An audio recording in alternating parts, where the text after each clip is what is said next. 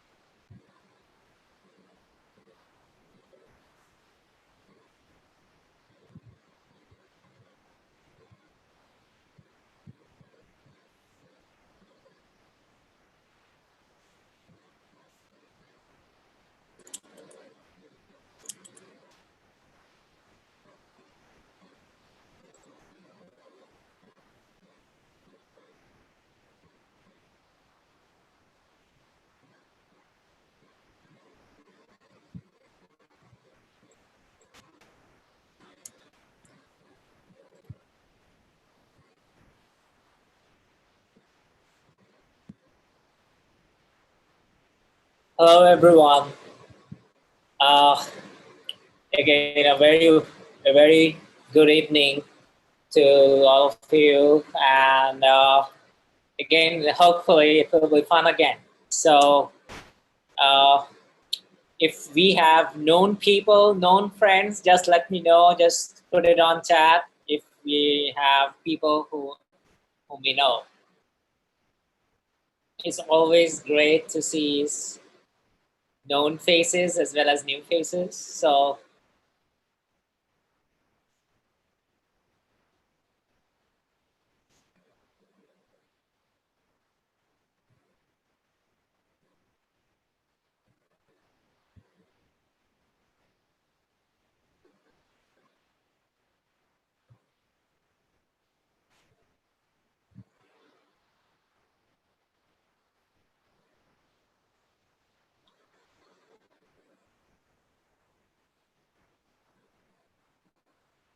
So we'd love to know your name and just type in your name and your affiliation and what you're working on so that we all know each other.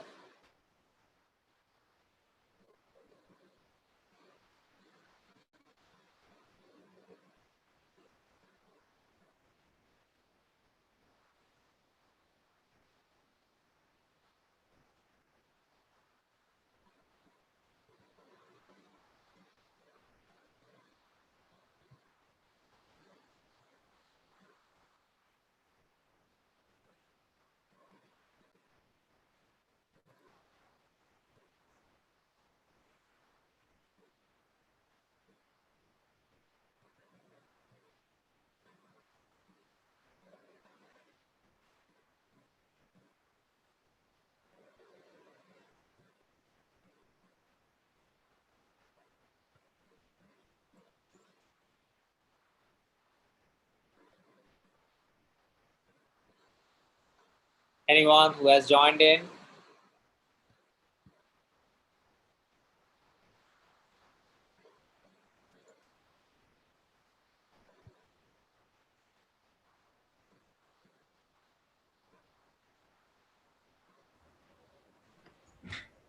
Hello, hi Sourish. Good evening. yeah, hi, good evening. Yeah. Oh, right, right. So we have some of the users already joining us, Mhm. and we are very excited today actually. So my name is Ketul, and yeah, I undertake user relations at Rax, and it's very exciting to come on this episode actually, and to chat with you. And I feel kind of, a lot of people are joining us from different parts of the world, and today especially I'm very excited because we have some big announcements to make today. It's been 5 weeks with all of you out there, and we thought we are moving ahead, and we think that we should move together. So in the show, we are going to make some really exciting announcements. So I think we have already 8 people, 10 people out here, and we should just wait a couple of minutes. We are late bit today, but we can wait a couple of minutes, and then we can head on start with today's episode, Right. and we can enjoy all.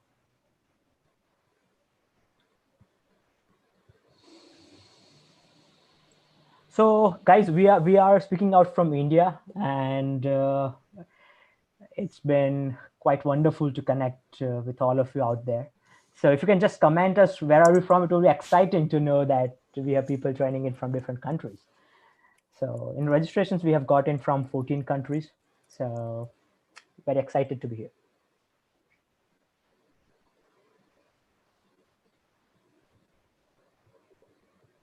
The winter has actually started to come in India, and we have been seeing quite a weather change, and COVID situation is really keeping us at home. So we are warm, and I hope everyone is safe. So yeah.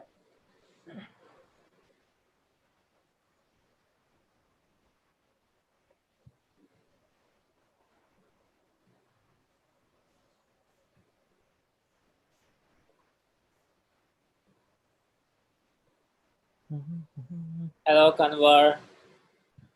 What do you work on? What's your research topic? And where are you from? Oh, Which university?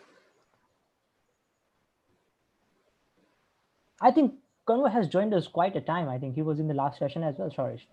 So Maybe, probably, yes. yeah. So we have some really good audience who are enjoying our discussions.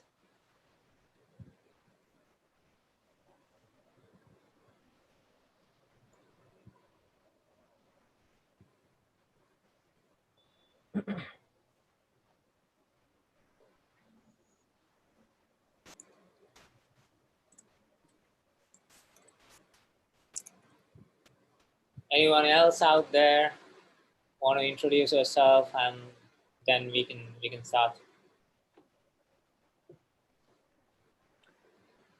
I think we should go ahead Yeah, and let people join yeah. in. So Let people join in. we Right. start slow and then we take it up.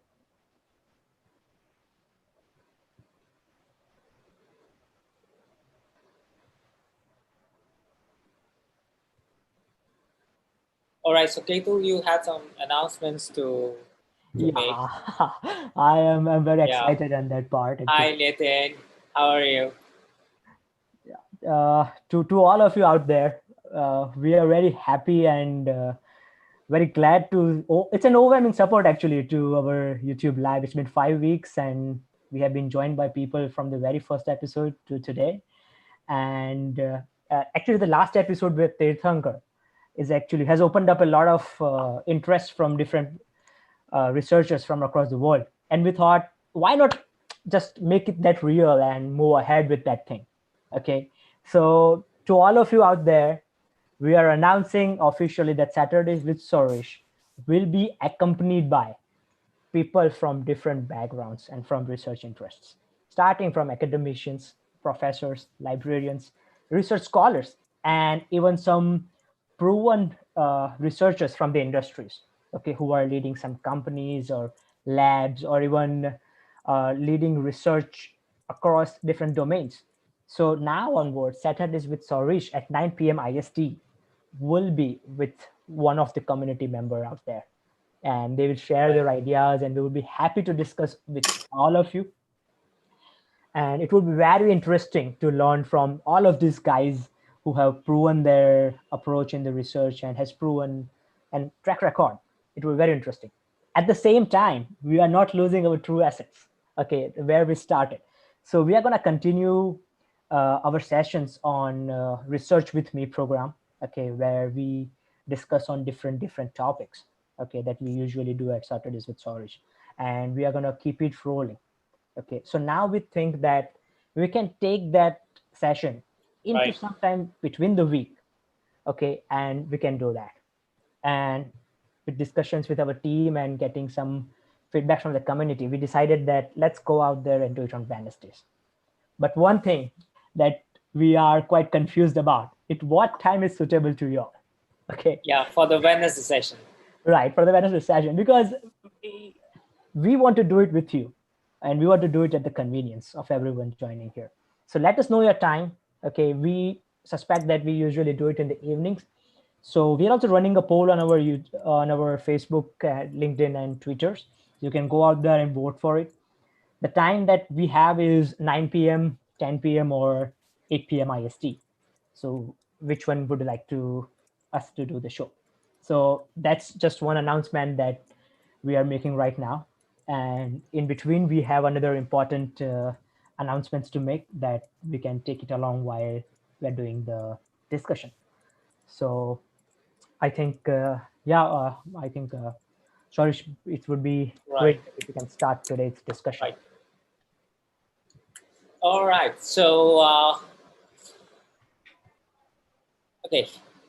So, so today, as promised earlier, so the week before last week, we talked about we are focusing on how to get new ideas by examining and critically assessing the research problems. Why, when you're reading papers, when you're reading research papers, this time what we are going to do, we are going to continue like a sequel uh, to that, and we would be focusing today on the various approaches, the techniques, the methodologies, the perspectives, the algorithms, the protocols that other people, other researchers have done in your community, which you are currently reading while you are doing literature survey. And we are going to discuss how you can what are the different techniques and tactics in which you can actually get uh, the best out of it, in which you can actually get identify the research gaps and find research opportunities, and then get your own new ideas by critically examining the approaches. So, so that's going to be today's topic. Customary, I tell it every time when I am with you guys. I always say that every good paper that you're reading is going to be an amazing research opportunity, and you should not lose that opportunity. But at the same time, you need to be super focused, and at the same time, you have to be very fast in identifying the gaps that are out there, right? Now, we discussed this thing in last to last session, where we said that there are so many papers that you are reading out there, and you're collecting, and your paper collection keeps piling up and up and up and up and up. And sometimes, a lot of times, not sometimes, it becomes very, very overwhelming. And then as you keep collecting all these papers and keep reading all these papers, the biggest confusion that starts happening is, well, where are the gaps and how to actually connect the gaps, or am I even missing the gaps, some very important gaps or not, while I'm reading this paper? Because the major problem is, the major bottleneck is that, being human, we can't remember each and every single details of what we already read before, right? So that's one of the major issues. So it's always constantly a fight with volume, time, and memory. Isn't that so? Uh, so when we talk about quick gap identification, and since today we are going to talk more on the existing approaches, when you're examining the existing approaches, so there are four different things, when you are trying to examine uh, existing approaches. The first thing is, you have to pay attention and understand properly the approach formulation, which means how the approach has been formally detailed out, right? And of course, there's the other aspect of that is the evolution process of that approach, which means that how how people built over that approach, like 1990s, what was going on, 2000, early 2000, what was going on, late 2000, what's happening, this year, last year was going on, and how people are building on top of each other, or even refuting previous works, or improvising on previous works, or trying to give a different angle to the previous works in terms of the approach, in terms of how they are approaching a particular problem, right? So there's always this evolution going on when it comes to approaching a problem. Then the next thing to focus on is the correctness of the approach. So you have to be absolutely convinced about whenever you are working on a particular approach, whether the approach is correct or not. And I'll talk about what do I mean, or what do I mean by the correctness of an approach. Then I will be talking about completeness of an approach, and I will be discussing that in more details. And then finally, the reproducibility of the approach. So these are the three different aspects once you have properly understood the formulation part.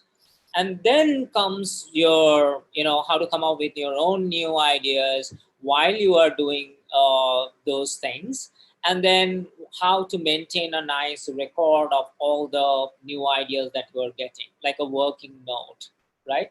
So that's what we are going to focus on today.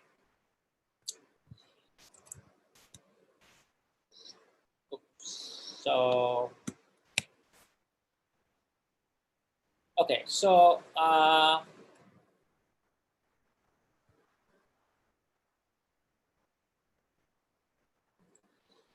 okay, okay. Anyway, I think something wrong with this thing. Okay, so so the basically the problem that we face is that a lot of times we are working on our approach, and as we work on our approach, uh, we are constantly reading more papers, and then suddenly something like this can happen, right? That you suddenly come across a particular paper and you feel like, oh my god, somebody has already done it. And that happens a lot. You don't want to get into this issue, right? So that's one thing that we always would want to avoid. And the other thing, and I'm not sure, yeah, so the other thing that may happen is that, this is another thing that we definitely don't want to get into. Like, you have an idea while you're brushing in the morning, you are so excited, you go to your university, you start talking about that idea with your supervisor, and what your supervisor does is that the supervisor would just like break open your idea, sort of, and you're all back to square one. Now, we don't want these things. Of course, brain, this is going to happen, but we don't want these things to happen repetitively, right? If it keeps happening repetitively, then things are going to be pretty frustrating very, very quickly. So that's one thing. And finally, you don't want to get into this problem, which is the rejection problem. And most likely, one of the biggest reason why people get rejected is essentially what you are seeing over here, which is the novelty part. Like, it's not original enough. Your paper is not original enough, right? So so, uh, so let's first talk about the not original enough or not significant enough kind of a trap, where you get those kind of reviews saying that your work is not significant or not original. So how to get around this problem? So the very first thing that you need to ask yourself, and I discussed this issue in greater details in my previous session, uh, Saturdays with Sourish, and I'm going to give you the link to this to the previous session, or you can go to my YouTube to our YouTube channel and see that video. We talk a lot about the research goal, how to examine a research goal. So what exactly is your research goal has to be very important, because that's the bottom line. That's the basis on which you would be asking the second question, which is, are you building on top of existing approaches? And if yes, if the answer is yes, that yeah, you are actually building on top of existing approaches, then the next question to ask yourself is, was it a rigority issue or not? Which means that when you're reading a paper and you are trying, or let's say that you submitted a paper and you got a rejection, right? So you should ask, after getting that rejection, you should ask yourself this question: was it a rigority issue? Which would imply four different things.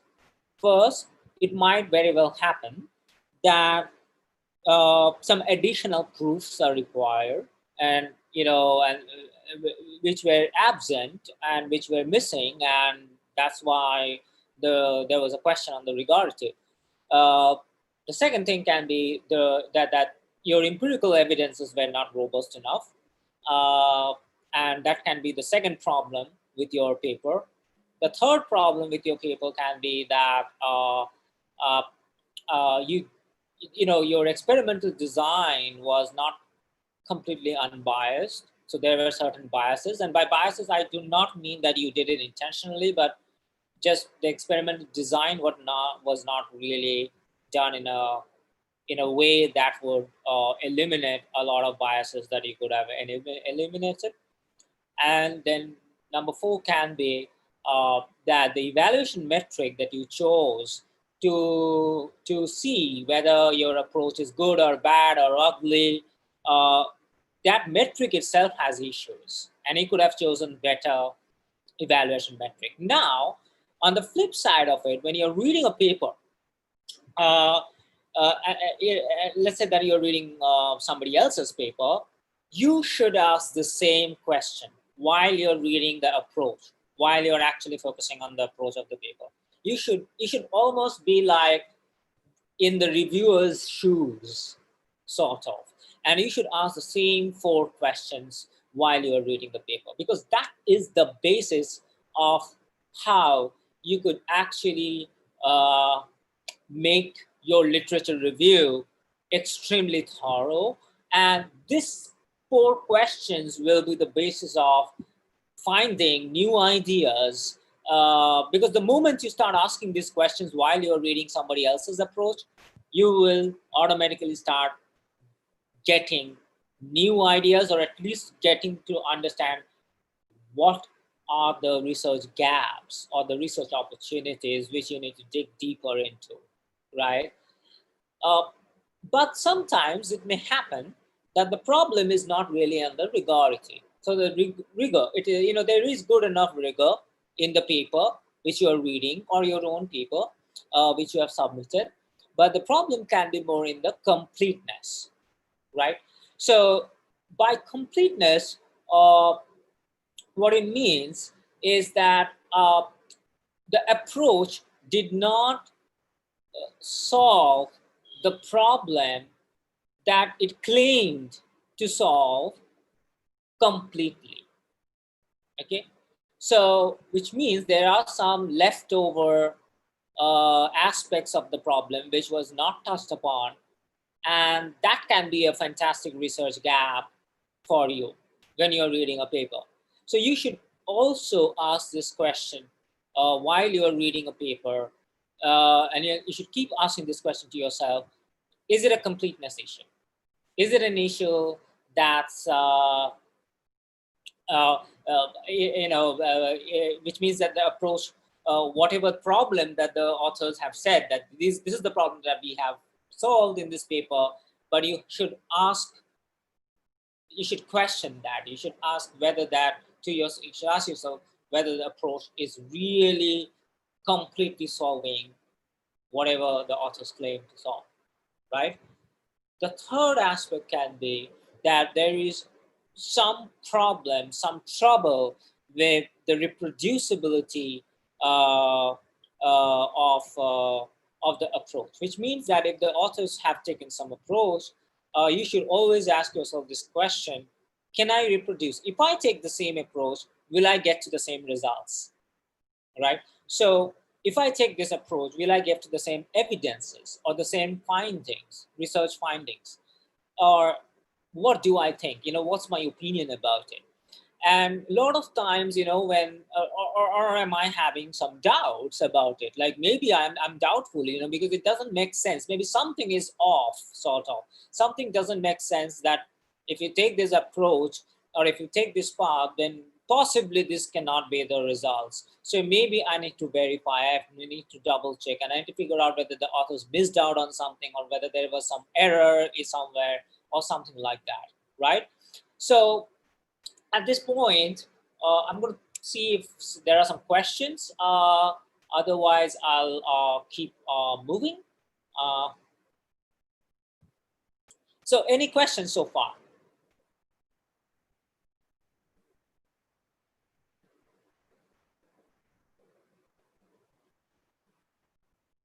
Good evening, Amit. And good evening, Suresh from Bangalore. Great.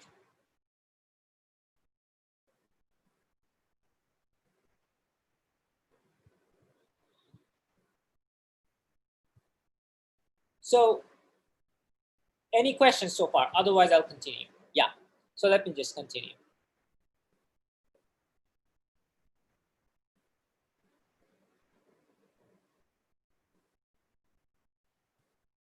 Okay. So now let's go dig a little deeper into this thing, into these questions. Okay, so the regularity aspect, the completeness, the reproducibility, right? Three things. And by correctness, I mean regard. Right? Uh, so, so the first thing that uh, you should do when you're reading a paper and you're reading the approach section of the paper is you should uh, first try to understand that what are the key hurdles or obstacles that needs to be overcome, that is innate in that particular problem that you're trying to solve, or that particular research question that you have. And if you have to establish a point which is about the research question or research goal, if you have a research goal and if you want to establish that goal, then what are the obstacles? What are the inherent obstacles or hurdles that you need to overcome, or any researcher need to overcome? And then based on that, then what you need to ask is, you need to ask, have previous researchers addressed all the key hurdles or not?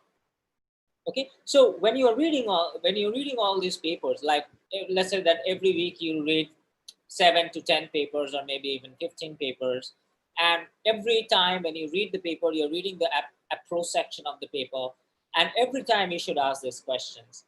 Okay, did this particular bunch of authors address all the key hurdles or all the key obstacles of the problem as itself? If not, then why? Why did they not, touch upon or touch a particular kind of hurdle or a particular kind set of hurdles? I mean, is it because there's a certain kind of a trend going on that almost everybody is avoiding those hurdles and trying to walk around them, which means limit the scope of the problem essentially, and trying to attack the problem by keeping certain assumptions, and not really trying to touch the problem in its wholity, right? So that's something that we need to understand very clearly. Like, is it something like that is going on in the community? And the community, by and large, is not touching some key hurdles which are intrinsic about this problem, right? If that is so, then you should ask yourself this question, that whether there is significant room for improvement, which means that if you touch those hurdles, and if somehow, if you are able to solve those hurdles, overcome those hurdles, then will that be a significant contribution in solving the bigger problem, in solving the problem as a whole, right? So that's the second question that you should ask. And the third question you should ask yourself is, are you finding new hurdles that you did not even foresee before. And this is something which is very, very crucial, because what happens when you are actually trying to critically examine a particular approach of a paper that you're reading, let's say you're reading, doing literature survey, you should be always on the lookout of this third question. Are you finding new obstacles that you did not think of before, that you were not even aware of? And are those new hurdles coming up? And you should definitely note them down in your working note as you are going through uh, each single paper that you are reading, right? So this third thing is extremely important, because I can guarantee you that many, many times you will actually see new hurdles coming in as you are, and that is kind of like, that is good in a way, because you are getting deeper insight about the problem itself, about how hard, how intrinsically hard that problem is, you know. So kind of like a real hang of the problem. That's what is happening. So first and foremost, what you need to do is you need to understand the hurdles deeply. So the very first thing that I would, this is my technique, by the way, this is my suggestion, by the way, do not think much about the solution in the initial stage when you're reading a paper or when you're reading the approach section of the paper, right? Don't really think about what will be your solution. Don't think about that much initially. So what you should rather do at that time point is you should first try to understand what is the nature of the hurdles, which means characterization. You know, you're trying to do characterization of the hurdles or the obstacles that makes the problem difficult, which means, is there some mathematical difficulty, or is there some computational difficulty, or is there some experimental difficulty, or is there some evidential difficulty? Evidential difficulty means that you cannot prove the point unless you get further evidence. So it's clearly an open territory. Nobody can say a yes or a no sort of thing unless you have further evidence. The evidences are not good enough, let's say, so far. So that can be a thing. Or experimental, which means we don't have enough experimental results that can prove or disprove the point. Or computational hurdle, which means that the algorithms are, either the algorithms are not good enough to get to the solution, to the ideal solution, or we may not have that much of computational infrastructure as of now to solve this sort of problems. That can also be another reason. Mathematically is, as you know, it can be that it's intrinsic. The mathematically is intrinsically hard to solve, essentially. So there's no real proper solution coming out as such. Or maybe if it is an analysis sort of a thing, that the analysis itself is quite hard, and and it's not something that is trivial or that is obvious, or that can be solved within a short period of time. So when it comes to that, again, you have three questions. Sort of.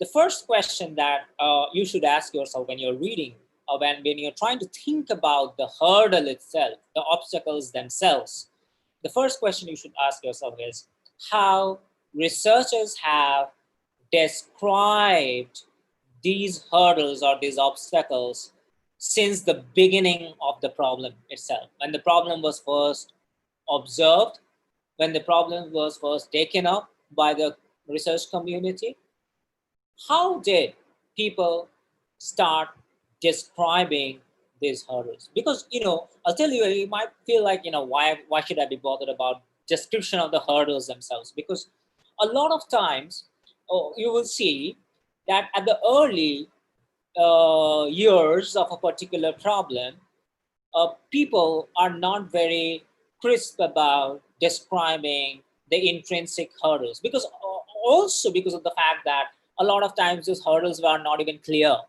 at an early stage. as research progresses, you will see that over time, as you see the more recent papers, you'll see that the hurdles are getting crisper in terms of the descriptions of the hurdles. And you will also see that new hurdles are getting discovered, new obstacles are getting discovered, right?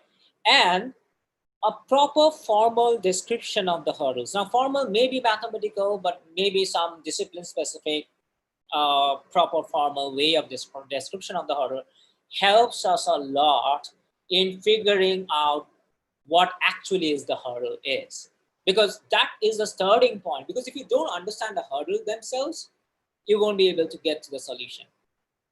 So if you don't understand what exactly is to be solved, how will you get to the solution? So you really need to have a very formal definition of the problem itself that has to be solved, right? So that's the first thing. The second thing is why the descriptions needed to evolve over time.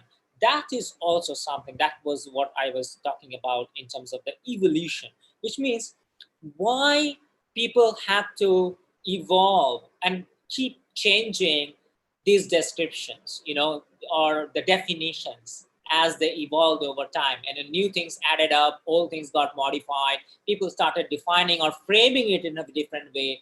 People started formulating it in a different way. Why that happened? The why is more important, not the what. Okay, what I can just read and I can just note it down, and I can just give a talk on that probably. But what's more important for me in order to come up with my own ideas is the why part. Why people realized that the descriptions need updation. That is very important to get to the bottom of the problem. And finally, the third question, which is, are the state of the art descriptions adequately complete? Which means that, do you really believe yourself as a researcher, as an individual researcher, that the hurdles, all the obstacles that are to be solved in order to solve the bigger problem has been properly defined, has been crisply and defined in its most detailed level? Because the moment you start asking this question, you might find that there will be cases where you will suddenly see that, hey, you know what? There's a whole gap out there which people have not even seen. And that is the reason why people are not able to solve the bigger problem. And if I could solve that, by actually reformulating the different aspects, the different hurdles of the problem, if I can then solve the problem, then I can actually solve the bigger problem. So a lot of times, by looking into the different various smaller problems, or what we call as hurdles, and figuring out, rethinking whether we have all the pieces covered or not, and covered properly or not in terms of the formal description of the problem, of the hurdle, smaller problems, we can come to amazing new ideas, and we can get a breakthrough in terms of how to attack this problem. So that is why I actually tell my students to focus a lot more on the problem, meditate on the problem, and meditate on the approaches that you are reading. Meditate on them, not just read them, right? So that is something that is very important, especially when you're reading a very good paper. Finally, the third final question that you should ask is, what makes the hurdles difficult to overcome? So is it a mathematical difficulty, or which means you need certain proofs to proceed? Is it a computational difficulty, which means you need some better algorithm? Is it an experimental difficulty, which means you need much, you need a different kind of apparatus or setup, or different data set, a different type of data set, or maybe different sample, different population sample size, or maybe you have to or maybe you need more evidences, which means you have to do more field study. You need to collect more data to actually prove or disprove a particular point. So that needs to be understood, right? So okay, so now maybe I can see if I have more questions. else I will continue. Any questions so far? Mm, I think not. We do not have much Okay. questions today. But before we move on to the next segment, I would like to share another big news with the community today, and it's been quite a day. And so today I'm announcing that we love this community. Okay, first of all, before anything, and we are bringing like-minded people together, and that's why we are happily announcing that Rex is now on Discord. We are now on Discord, and here researchers from all across the world can join the community to share ideas, resources, and collaborate on common interests. So like research stands at the center of what we do here at Rex, and we Right. understand that it's more impactful when done together. Okay, so on Discord it is a place by researchers, for researchers, and of researchers. I have sent the invitation link in the YouTube channel, and you can all join with that. You can definitely bring out your colleagues, research partners, friends, and family who are interested in research, and there we can take on all our discussions, and we will be part of the community. So we are very glad to announce it today, and we are together. So join us on Discord, and yeah, that's the announcement that I wanted to make. We are also posting out to all our users via the email. So if you are interested, you can join Rax right away and be the part of the Discord community. Yeah, sorry. So Yeah. yeah, Yeah. Okay. that's all. Thanks for the announcement. So yeah. So yeah. So now, so what I'm going to do is now I'm going to show you my own method, my own little method of how I do all these things. So far I've told you what are the stuffs that you need to do when you are reading somebody else's paper, and especially when you're reading somebody else's approach. And now I'm going to tell you my own story, like how I read papers and how I feel that can be a very nice trick to read paper, and a very effective one as well, and to do all these things. So it's a problem here, but yeah. So maybe I can just reload. I think there is a reload problem with my presentation today.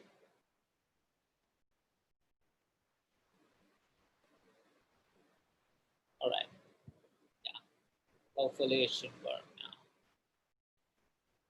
Yeah. So so what I do, and I would highly recommend you to try it out at least, is that if you remember what I told you before, I mean, if some of you have been already have attended my previous one about getting new ideas with while you were focusing on the research problem, I said that you should just read the research problem section of the paper, go to the next paper, read the research problem section, go to the next paper, read the research problem section. So let's say that in a week you have 10 papers in your to-do list, and you just read the research problem section of each paper. Don't go to the other sections, just read the research problem, and then critically examine the problems and put all your notes together, combine them together into what I called as the summary of gaps in problem formulation. Maybe Ketu, you can just share that particular link for people who have not been in that session so that they can later on watch the video.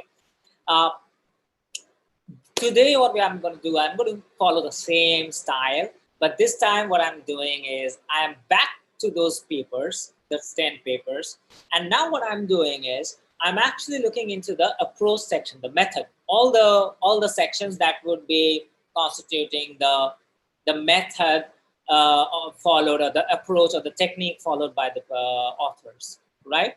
And what I'm going to do is I'm going to start reading the section by first focusing on the originality or the novelty claimed by the authors, right? So what I'm going to do, I'm going to compare and discuss. Now, discussion is very important, by the way, while you are doing literature survey. And I'm going to do compare and discuss with my team, or with my supervisor, or with my lab mates who are working on related ideas, how much significantly original this claim is? So that is the very first question I really need to ask when I'm reading a paper, right? Uh, then what I need to do is I need to think and discuss again.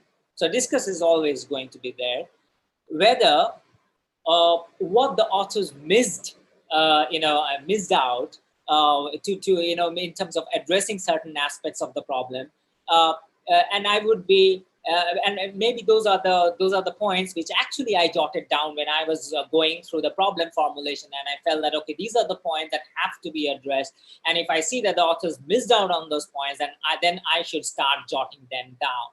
So that's something, and then I should start asking uh, the subsequent questions, which means that I should start asking myself, like, is there any logical fallacy, or is there any inconsistency, or is there a question of reliability issues in terms of let's say the deduction method that has been taken by the author, or the inferencing method that has been taken by the author, or the justification method, or the arguments that has been given by the authors, or the supportive evidences that has been provided by the authors. So is there any problem with there over there? So is there a logical fallacy, or is there an inconsistency? Something is contradicting something else, or is there a reliability issue?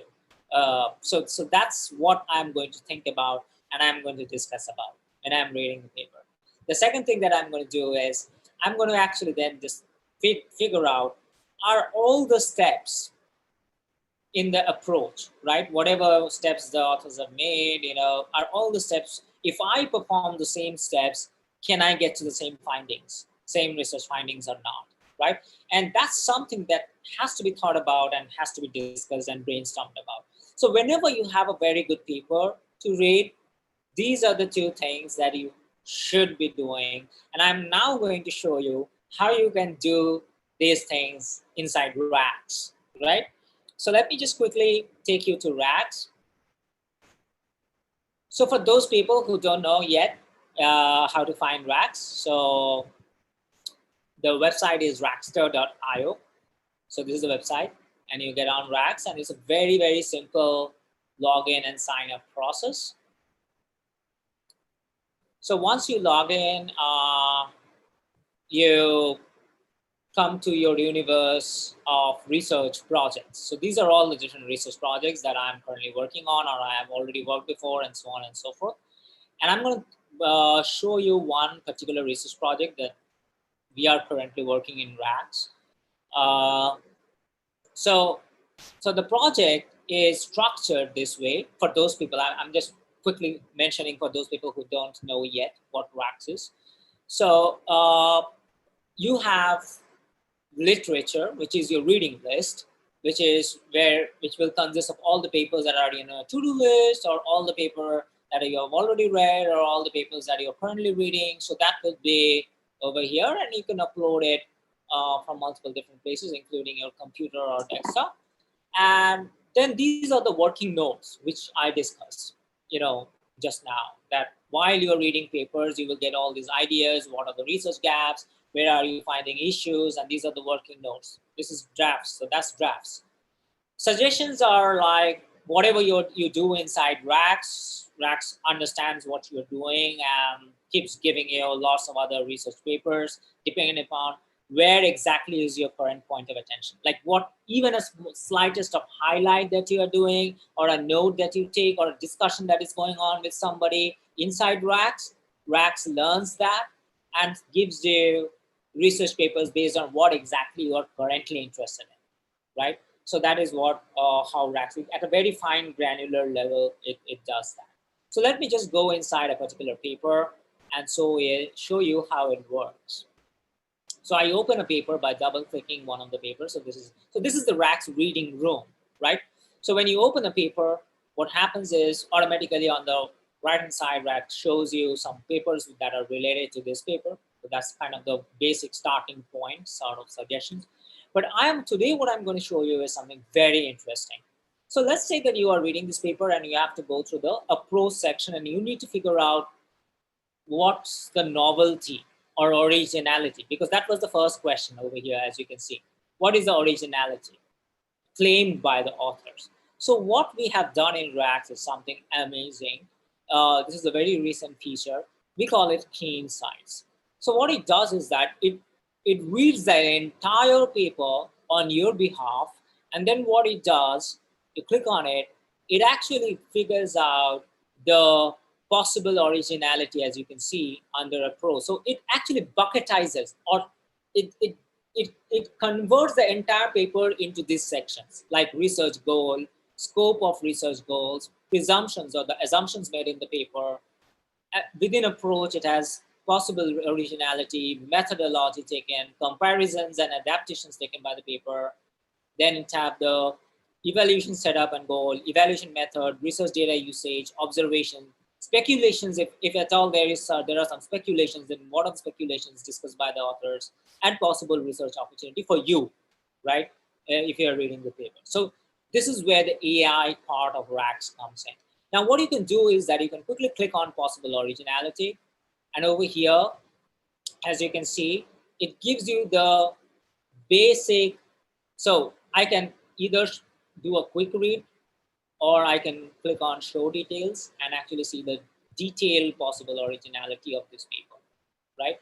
And as you can see, I could clearly see that some of the original aspects of the paper, what are the aspects, and I can very quickly read that. Okay, you can of course go and read it from the paper, but the originality of the paper can be scattered across the entire paper. So this is a very quick way to figure out very quickly, and then you can go to that corresponding section and you can read it more in more details. But over there, it points out, it can very quickly points out what exactly is the key crux of the paper, what exactly is the approach of the paper, right? So that is one important aspect. Okay, so then what you can do is you can figure out whether, like we were discussing, right, that whether it is really significantly original or not. So what you can do is inside Rax, let's say this is the section and this is the key crux of the paper. So you can select the entire paragraph like this, and then on the right hand side, you have something, also some research materials, which you can dig deeper into, which are related with this selected section, right?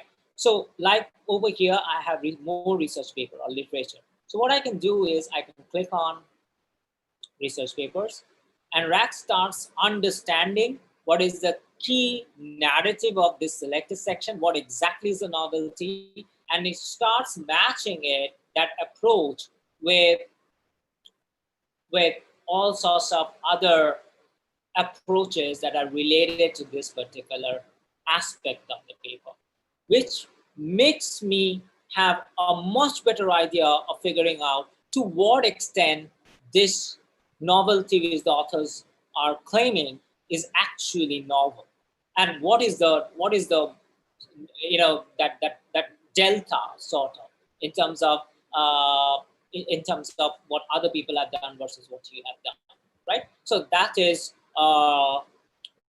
one way of doing it. You can also go deeper down into the methodology aspects, and you can also do the same thing by, let's say, selecting on certain section again and clicking on this research paper button, and then papers, more papers related to this particular step of the method, this particular process of the method will come up over here, as you can see over here. And then what you can do, interestingly, is you can attach them. If you feel like these are the papers that you want to read further, right, and investigate further, then you can start attaching them. Or if you think that, well, I also want to add it to the literature, so that I can read them thoroughly. I want to read them thoroughly. Then you can add to your reading list like this. This is the add to reading list sort of a thing. So attachment is a way in which you can sort of attach the papers that you found out related to this particular section, or this particular whatever section you're searching it on, and add to literature will come over here. As you can see, these two papers got over here, which is your new reading list. You found the new reading list over here, right? So that is it. You can do the same thing while reading the paper also. So as you can see, I can go and I can look into the approach section. And what I did was over there, I can select a particular section of the paper. And then the moment I select, I have this context menu that pops up, right? And then what I can do, I can again look for more research papers that are related to this particular selected approach or step of the approach or aspect of the approach. And then I can look for more papers related to this approach. And then what I can do, I can again attach that to that particular section, whatever I feel is related and important for me, which I have not read before. And then what happens, as you can see, this orange thing comes up, which means now it becomes like a sticky note where I can click on this section and all the attachments that I did with this section gets stuck like a sticky note with that particular section. So that it's a wonderful way of organizing and not, so it associates, you don't forget why did you even attach this when you come back to this paper, right? Because you know exactly what made you look for these papers and why did you even attach it in the first place, and what are these attachments, what aspect of this paper these other papers are related to, so that relationship is established for you. So that's the beauty of this thing. Another interesting thing that you can do in Rax is when you're reading, let's say you're reading this particular section, and uh, and then you might also want to compare it and backlink with the papers that you've already read that's there in your own collection, or as you can see, compare from your own collection. So I'll show you. So compare from your own collection, which means all the papers that are out there in your collection, and not necessarily only this project, but in other projects as well, which are related to this particular section which you just selected. So you just click on over here, and then if there are papers related to this particular section, then they will pop up like this, as you can see. So this particular paper popped up with the particular section that is actually related to this section, as you can see over here. And if you think, you can read and you can compare and contrast, like, okay, so this is the step, this is the method, this is what the people, this particular author is saying that this is original and this is new. Let me see how new it is as compared to all the other papers that I've read so far. And a lot of times we forget also the details. So this is a wonderful way in which you really don't have to remember anything. You just select that thing and you just click on that, compare within your, and from your collection, all these things will come up. And then what you can do is you can connect it if you think that this is something which is connected. So it's kind of like a backlink. So the moment you connect it, it gets connected, as you can see in this purple color.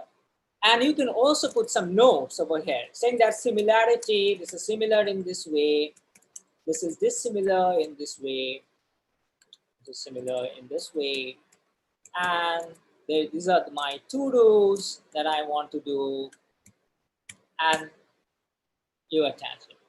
Later on, you come back and you click on it, and you can easily get to that. You can stitch multiple such papers, and if you can look into it, you'll see that this came from a very different project. You know, by the way, it was a test project for me, but it came from a very different project as compared to this project, which is research paper summarizer. So it may come, things may come from something that is related, but not exactly this particular project, or it may come from this particular project, or it may come from projects that you did some 2 years ago, 3 years ago, 5 years ago, and you don't even remember what was there.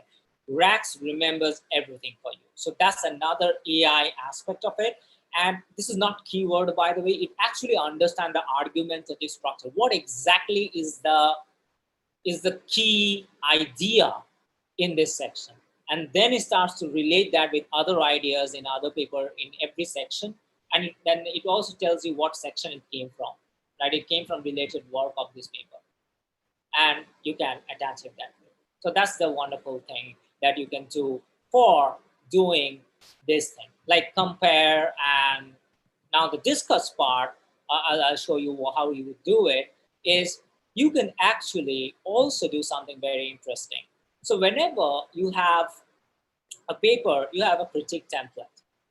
So automatically Rax auto-populates the, with every paper with these kind of questions, and the supervisor, the professor can actually modify these questions, and people can use it like a scaffold or a template, right? And then, as you can see, these questions like, what are the main arguments, what are the premises, so you can actually do a split view, and you can read the paper, and while you're reading the paper, you can jot down your notes under the right research questions, like a very structured way of writing notes. And also what you can do is you can share it with your supervisor. Like over here, there's a share button. You can share it with your supervisor, or you can teammates or lab mates or collaborators. And then what happens once you do that is that you can then start a discussion thread over it, like something like this, so you can comment on the paper like this over here, as you can see, comment, and you can start a commenting, which everybody can comment on each other like a discussion thread, or you can start a discussion thread on the on the critique also once the sharing has been done. I'll show you with one example very quickly, and then we can wrap it up. So um, let's say this is a paper that I am currently reading together with one of my junior researchers at Rax. And so you can see the team over here. So who are collaborating? You can see the members who are collaborating, and you can start doing like either that. You can start doing that, or oops, yeah, or you can reply and make a thread, like a nested thread, sort of like Google Docs, something very similar. Or what you can do is you can also, in the paper itself, you can make some comments uh, which your teammates can see, whoever is you have shared this paper with, and they can further comment on that, right? So that is something that you can do. Okay.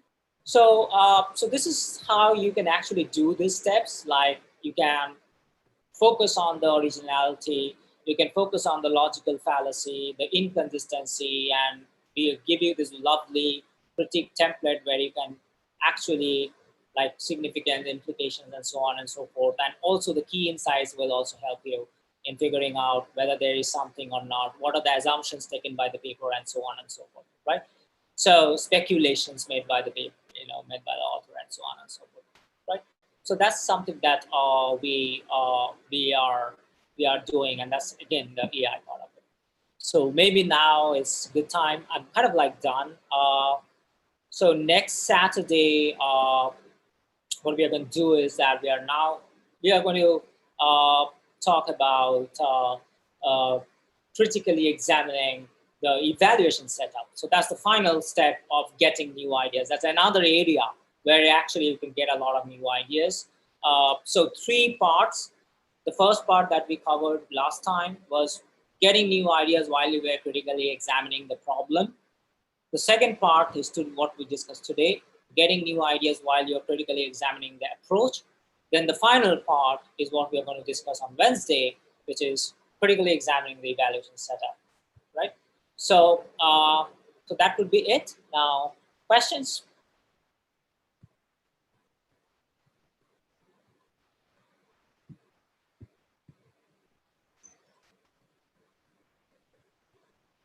Any questions?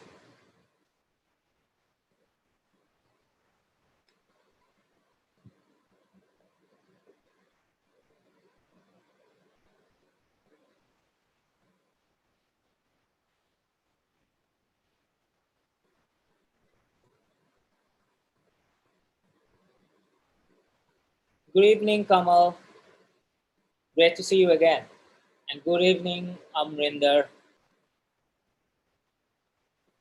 Hello, Dr. Suresh.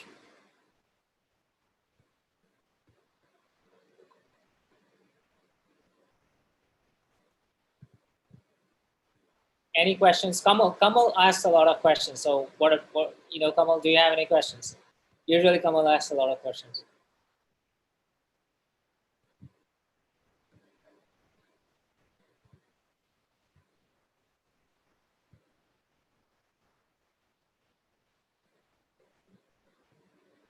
Hi, Vidyasagar. Great to see you again. Any questions? Hello, Dr. Suresh.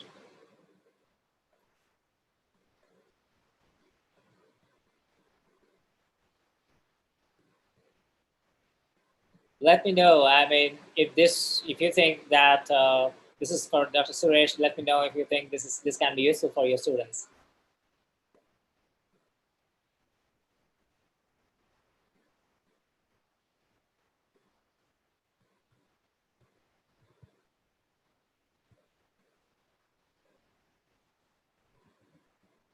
Thanks a lot, Dr. Suresh. Just try it out, show it around to your students and colleagues. Let them try it out and see if this can be helpful.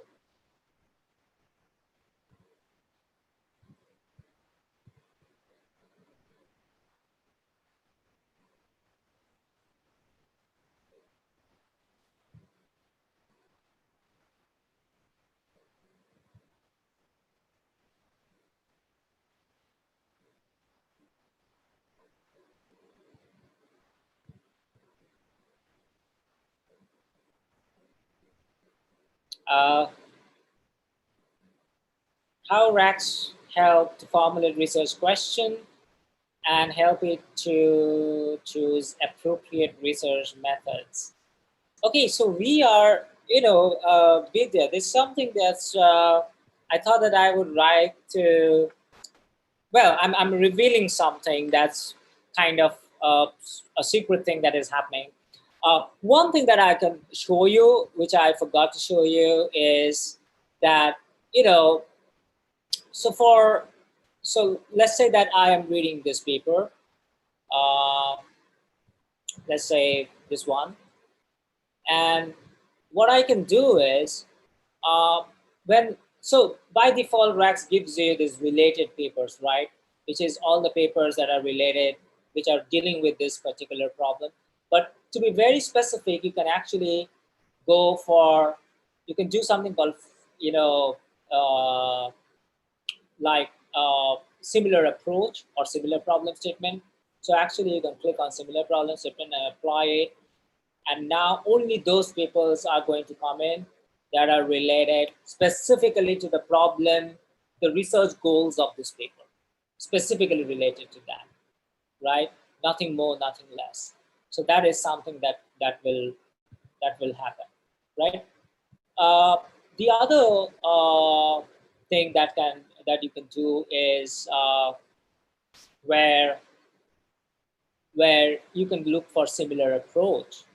So when you look for similar approach, then if there is somebody who has done something, who has taken a very similar approach or a similar method to solve the same problem, those kind of papers are going to come in, right? So, and then what Vidya just told me, so we are coming up with much more advanced mining sort of miners, sort of, where you can actually say, show me specifically all the different approaches, all the different ways in which I can solve this particular problem, or show me what are the less trodden approaches, not so popular ones. What are the popular ones? What are the ones that most people use? What are the ones that less people use? And so on. Or show me something that may come from some other discipline altogether, some other domain altogether, right? So that is so that is something. So like in this paper, we actually used a topic model based technique to do this. Now you see that all the papers that are coming up for semantic similarity and document analysis, is only for topic models. As you can see only topic models are coming up. So it can understand the key the approaches, what kind of approach this paper has taken, and it only shows you people that are related to that approach, right? So that's another wow aspect of this thing. So if you want to know what are the different techniques, then you should choose this one for the same problem. Then you should choose the first one, similar problem statement, but various types of approaches. So this is something that is extremely new, and this is again something that probably wouldn't have seen anywhere else. So for every single paper that you're reading, you can quickly get that, and you can again attach it and add to your literature list and so on and so forth, right? All right.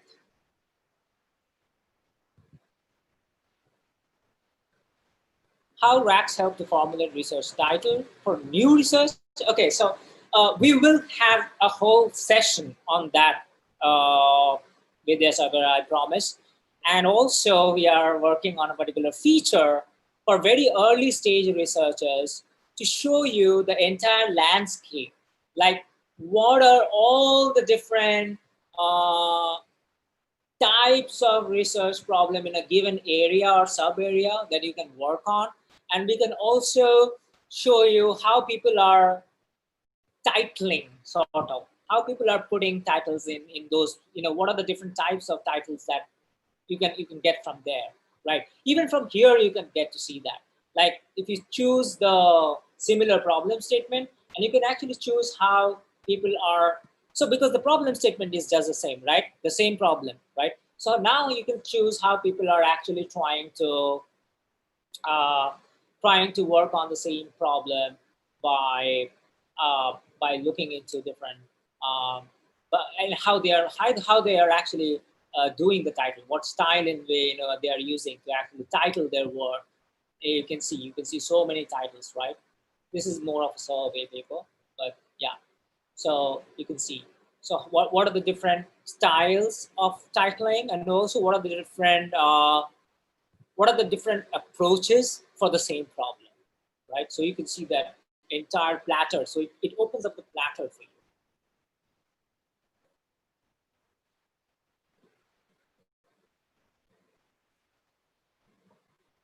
Any other question?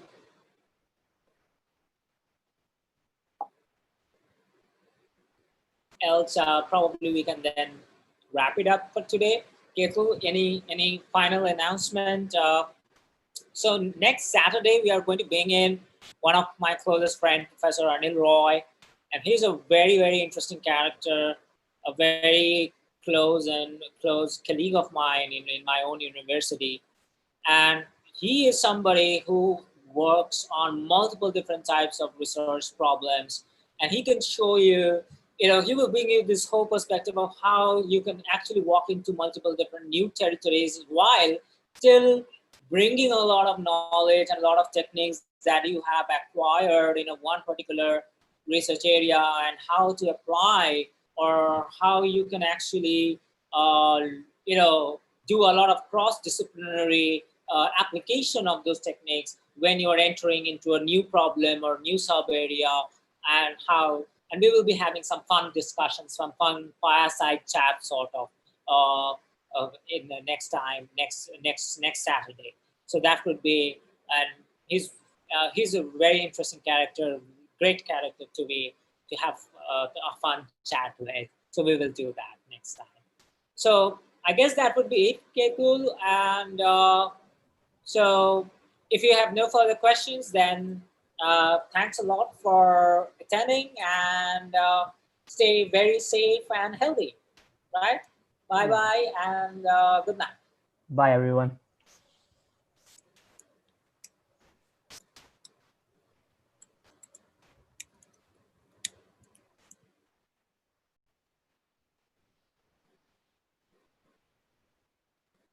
Ketul, if you can take that question, Vidya had a very last minute question, how very useful for our library and so on. So if you can, Vidya Sagar, you can actually get to Ketu with that question. So Ketu, if you can just